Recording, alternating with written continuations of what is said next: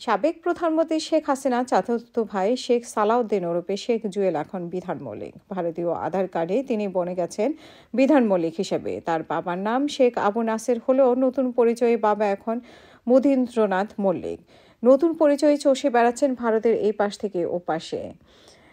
বাংলাদেশের সাবেক প্রথম রাষ্ট্রপতি শেখ মুজিবুর রহমানের ভাতিজার এমন কাণ্ড দেখে রীতিমতো কপালে চোখ উঠেছে আওয়ামী লীগের নেতাকর্মীদের। রীতিমতো বিব্রত বোধ করছেন দেশের অনেকেই। বলছেন, শেখ পরিবারের এমন প্রভাবশালী সদস্যের এমন কাজ করাটা কোনোভাবেই মানায়নি।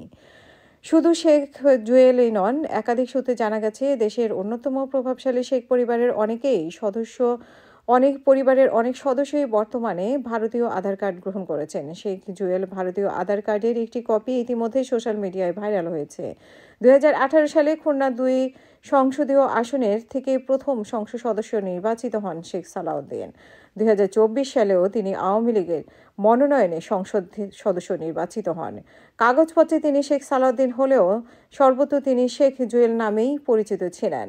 গত 5 আগস্ট গণ অভ্যুত্থানে হাসিনা সরকারের পতনের পরে শেখ জুয়েল সহ শেখ পরিবারের প্রায় সবাই ভারতে আশ্রয় নেন। এর আগে শেখ পরিবারের অনেকেই 626 জনের মধ্যে ছিলেন সেনাবাহিনীর হেফাজতে।